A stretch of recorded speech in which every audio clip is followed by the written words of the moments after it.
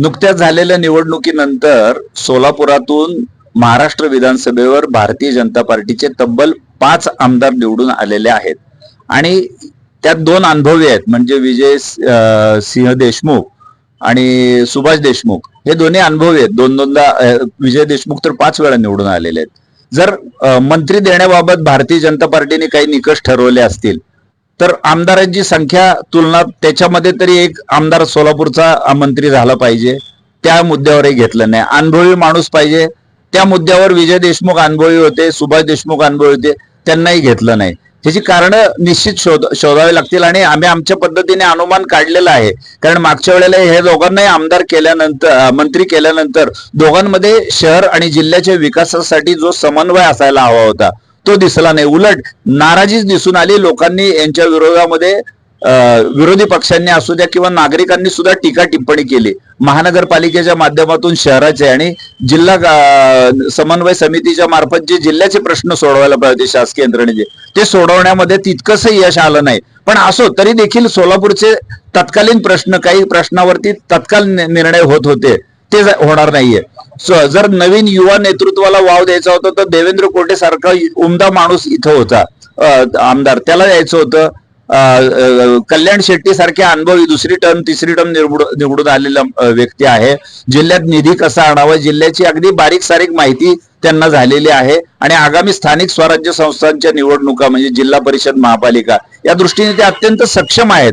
तर त्यांना का दिलं नाही? ते तर अगदी फडणवीसांच्या जवळचे समजले जातात. मग हे जवळचे, मागचे, लांबचे अंदाजे हे उगीच चर्चा करण्यासाठी असतं का? सोलापूरला देताना यांचा हात आखडता का घेतला जातो?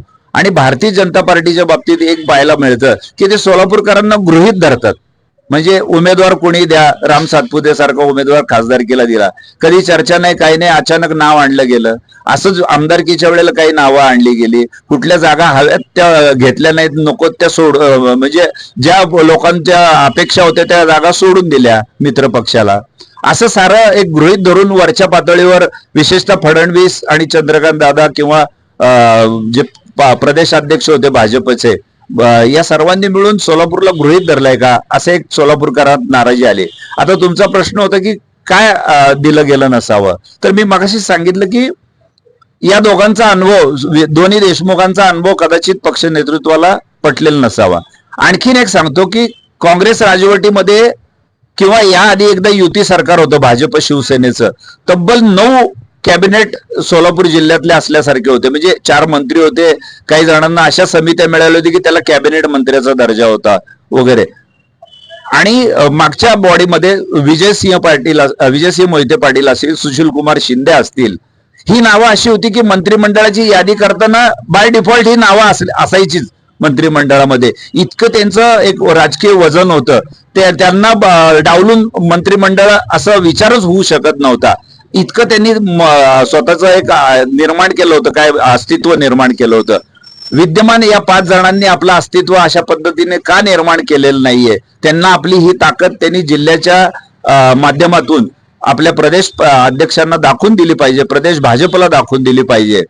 आणि असं वाटतं की मला याच्यामध्ये थोडंसं भाजपचे स्थानिक आमदार कमी पडले असावेत आणि म्हणूनच सोलापूरला मंत्रीपद मिळालं नसावं, असं एक कारण मला वाटतंय.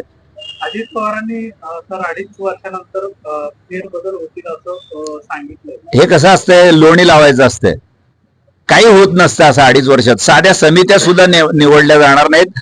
ऑनररी मॅजिस्ट्रेट जे पूर्वी नेमले जायचे ते सुद्धा 5-5 वर्ष नेमले जात नाहीत. बघितलं ना आपण की निवडणुका जाहीर झाल्याच्या आदल्या दिवशी काही जणांचं नोटिफिकेशन काढून बाजार समितीवर तुम्हाला घेतलं, अमुक समित्या तुम्हाला दिल्या. काय झालं पुढं? आता नवीन सरकार आलं, पुन्हा त्यांचे ते आहेत की नाही अस्तित्वात असा प्रश्न येतो. पुढं देऊ याला काय अर्थ नसतो. राजकारणात हे स्वतः 2.5 वर्ष राहतील की नाही त्या पदावरती ही शाश्वती नाही. दररोज बदलत जाणारं चित्रीकरण आहे, बदलत जाणारं वातावरण आहे आणि त्यामुळं पुढचं काय खरं नसतं. हे नादी लावून ठेवणं असा प्रकार म्हणतात राजकारणातला, तसा आहे. पुढे बदलू बघू वगैरे असं होईपर्यंत काही खरं नाही. आता संधी होती, दिलं नाही, पुढे कधी देणार तुम्ही? हे तुमच्या पार्टीत राहावे तरी की 5 आमदार तोपर्यंत? कारण लोकांना आता घाई येते, तुमची वाट बघत थांबतील असं वाटत नाही मला.